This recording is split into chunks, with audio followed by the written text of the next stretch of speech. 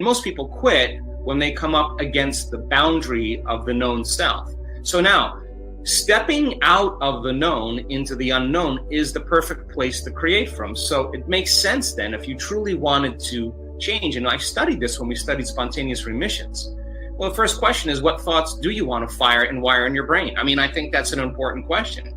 So when you put intention and attention behind it and you understand what you're doing, as you start to fire and wire those thoughts, if you keep doing it, you start installing neurological hardware.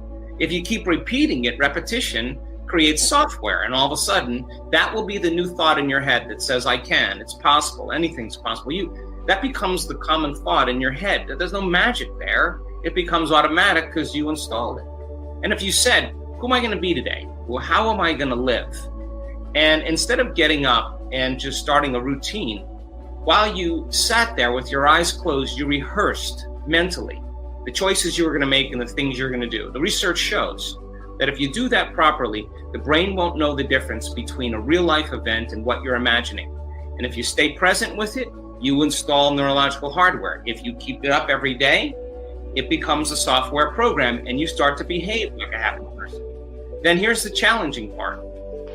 Can you teach your body emotionally how it can feel in a new future? That means that you're going to have to feel the emotion of an event before it happens. So most people will wait for their healing to feel gratitude.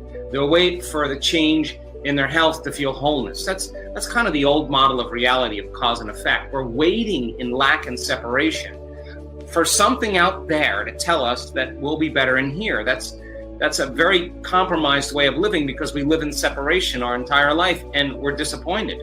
But if you understand that the body is so objective that it doesn't know the difference between an actual experience that is creating the emotion and the emotion that you're creating by thought alone, and it's the environment signals the gene, you're signaling the gene ahead of the environment, and genes make proteins. So then by elevating your emotional state, you are telling your body now to move back into growth and repair.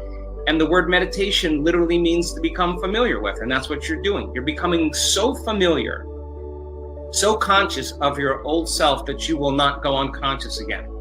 And then you are moving into a new state by firing and wiring and elevating your emotions. If you keep practicing that, it'll begin to become familiar to you. So then most people, they try it out for 2 or 3 days, and then after 2 or 3 days, they give up, and they haven't mastered a formula that teaches them how to heal. They just want the lack and the pain and the separation to go away. But many people that we've studied that actually heal, I want you to know that when they truly make those changes, they'll tell you that was their greatest teacher. They will tell you it was their greatest lesson. They're so happy that they had the experience because they literally changed who they were from living in a familiar past and into a new future. And it takes practice. And the practice is what matters the most. But we live in a Newtonian world. We live in three-dimensional reality, and most things take time. And so if you're working at it every day, shaving down those habits and overcoming those emotional states and emotional reactions, and you're becoming conscious, that is when you're no longer the program. You're conscious now. You're unconscious when you're the program. So that process sometimes takes people time to do that. And for me, in my own life, it sometimes we have to make our way. Why? Because we return back to our lives and we face challenges and we're back, taking on the world again. But sometimes and we have scientists now coming in to study this, we see an instantaneous change that takes place in the body. I mean, it is immediate. There it is, and there it's not. Whether it's blindness, deafness, tumors, stage 4 cancer, we've seen it all. So then the fact that it's happening in no time tells us it's not an effect of matter to matter. This is energy influencing matter, and it's not matter that's emitting a field. That's the illusion. It's the field that's creating matter. So learn how to change information in the field. Then the hologram in three-dimensional reality begins to change, and it takes practice. And so when you see energy influencing matter like that, because it's happening in no time, it's a quantum phenomenon. That means that's information that's coming in. But the information that's carried on a frequency that your nervous system, once in practice, can begin to transduce that frequency into meaningful information. And the autonomic nervous system in our studies show that it is so outside of normal in terms of energy. I mean, thousands and thousands, I mean, just way outside of normal in terms of the amount of energy in the autonomic nervous system. That autonomic nervous system is getting a very coherent message to all the other systems in the body, and the person gets a biological upgrade in a matter of seconds. Now, we've actually been able to study that process, and it is immediate. And when you see it happening in that immediate, you would consider that a miracle. But the person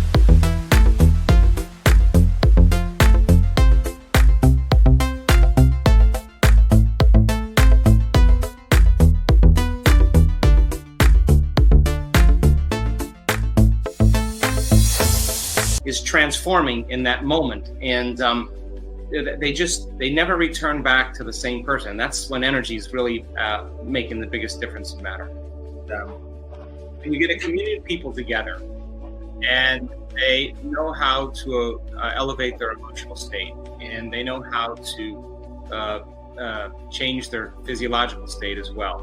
And you don't have to be a Buddhist monk or a yogi to do this. We know that it's a technique like anything else. That if people do this properly, there's more energy that goes to the brain, and there's an ambient field that's created around the body. The heart is actually releasing information in the form of frequency. That frequency is energy that's carrying information. And when energy makes it to the heart, this is the place where there's the center of polarity or duality. This is the union of opposites. This is where our wholeness begins. And when we do this properly, if you have that community of people, like 1,000 people in a room, and they're creating that kind of heart coherence, if they can lay the thought, the intent on that frequency for the greatest good, say people in the front of the room wearing a heart rate monitor, it's very surprising to see the majority of those people who are receiving that energy, that their heart goes into coherence at the exact same time, the exact same day, and the exact same meditation. So there's non-local effects that are happening to a person's autonomic nervous system, that they are being entangled or entrained to some frequency. So I thought, well, God, goodness me, if that's the truth, you could do it with a person sitting, within 10 feet of you, or you can do it to someone on the opposite side of the planet, because that is what the quantum field is. There's no separation in the quantum, there's only connection. And in fact, it is an invisible field of energy that connects everything and unifies everything materially. And people are fooled by their senses into separation. And so I thought, well, what if we create this kind of fun game where you...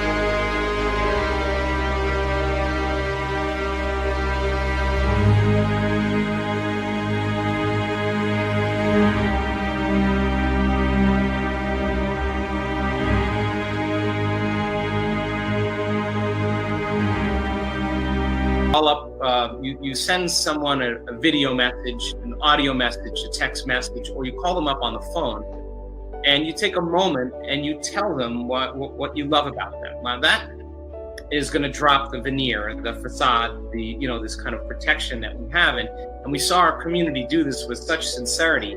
And the moment you start doing that, you can't not feel love because you're expressing it. And it puts the person who's receiving it in an altered state as well. And they're more prone to receive love because they're starting to feel the same energy, the same emotion. So then the person goes into a meditation then, it's called Go Love 20, and then at the 15-minute meditation, on the understanding that they can entrain someone else. And when we love somebody, we want them to feel what we feel. So the way we typically do that is we give, but that's one way, matter to matter. So we're giving them, we're putting them into our heart and seeing once we do this, what the effects are. And then they take it and then they turn to someone and they do the same thing. And we've had over 50,000 people now doing this little thing. And it's a way to create a network of love that in fact is a different consciousness than the consciousness of fear, of pain, of suffering, of importance, control. This is, we tend to be more selfless when energy makes it into our heart. Now, that is a new consciousness. Imagine that people were so familiar with the feeling of love, they could regulate to such a degree. And we've seen oxytocin levels in some of our studies go so high off the chart. And oxytocin signals a chemical called nitric oxide, which signals another chemical called endothelial-derived relaxing factor that causes the arteries in your heart and lungs to literally swell. So now, with the same kind of reaction that we have in our sexual organs when we're aroused, that same intensity happens in the heart. Now, when that occurs, there's a reset in a person's baseline for trauma. Their immune system, their thymus is getting a lot of energy, their heart is regulating properly. That's a new consciousness. That's a consciousness that cares for one another, that tells the truth to one another, that supports one another, that informs one another, that heals one another, that shines for others so that they can shine, that considers the others when they make a choice. That is a new consciousness.